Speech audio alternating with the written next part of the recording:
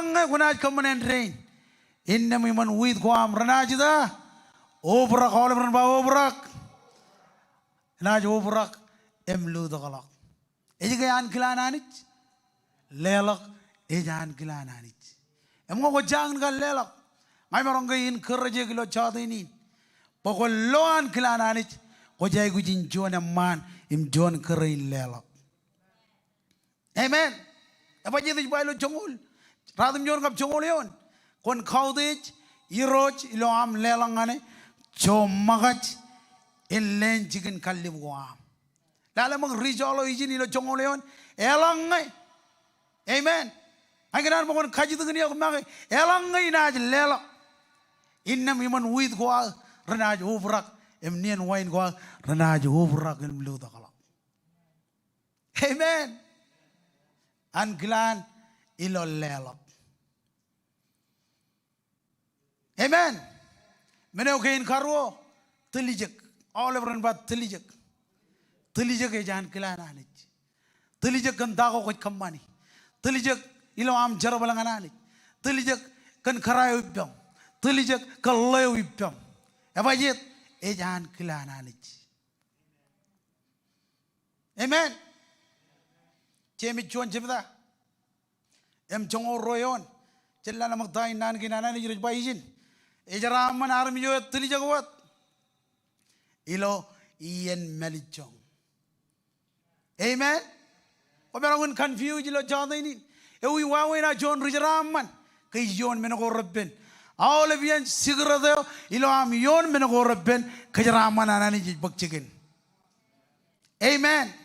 Image by Eugene Jaraman, Army Jo, Tilijago, the Lord Melichong, when I janjo, and I book more.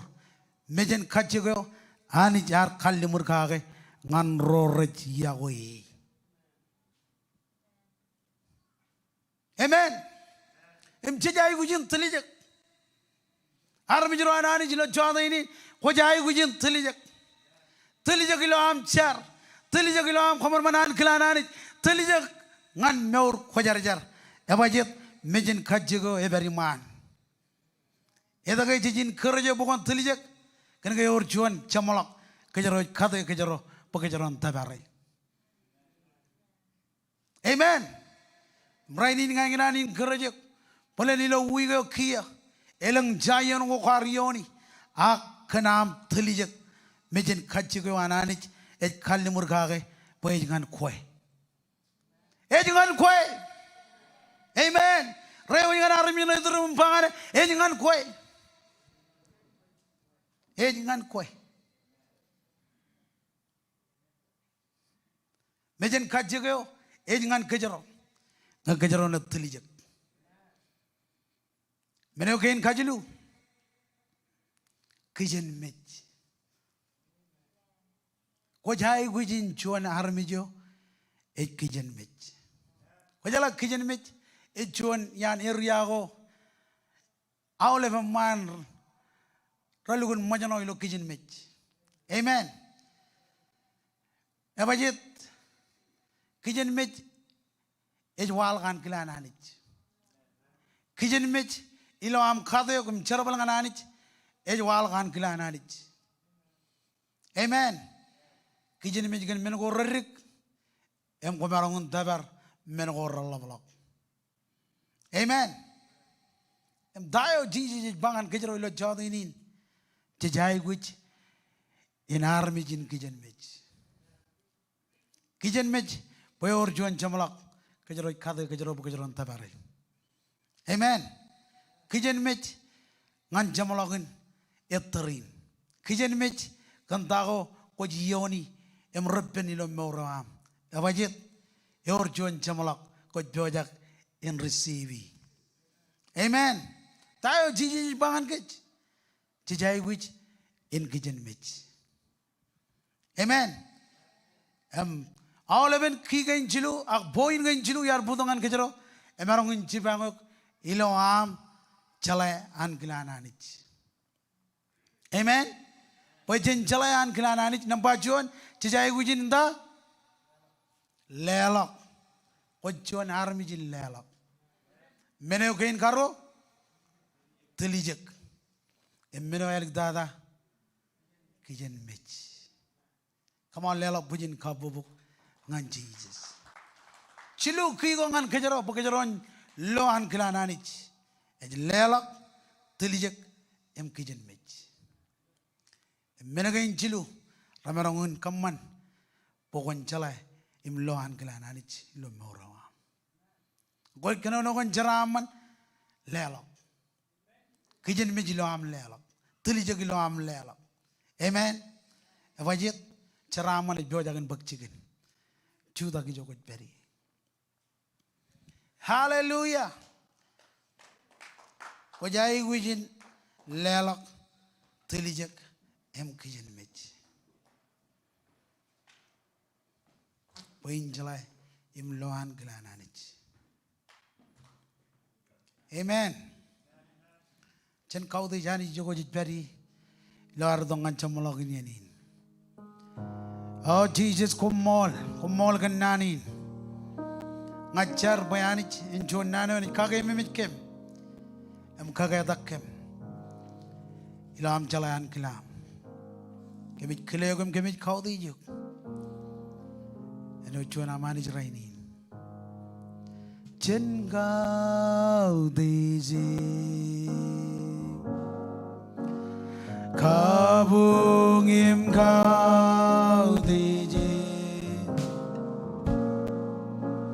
nganjije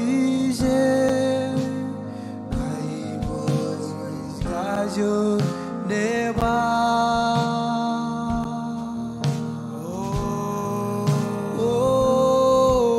chen kaudiji kabungim kaudiji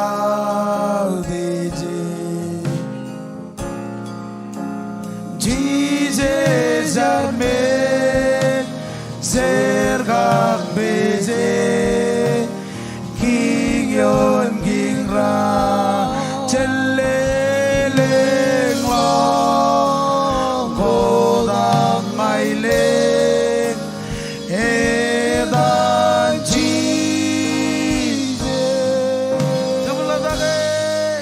Chende beladage kai bojeje kai chije jarki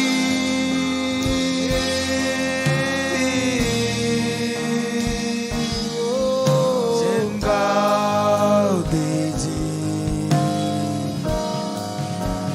kabungim kau deji Jarbe cerkak beze ging yon ging ra celeleng lo godang aileng edan cize cende beladage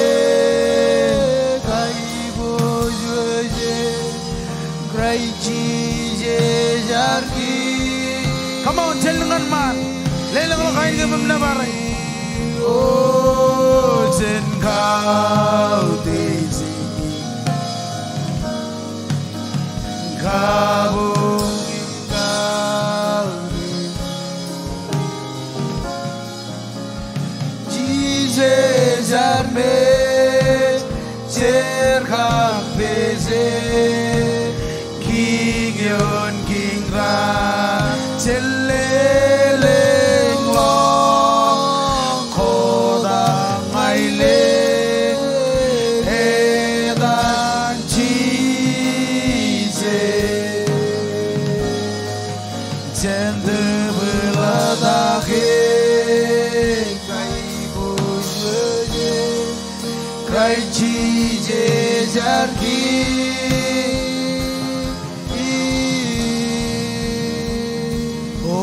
jen kau diji kabungim kau diji Jesus arme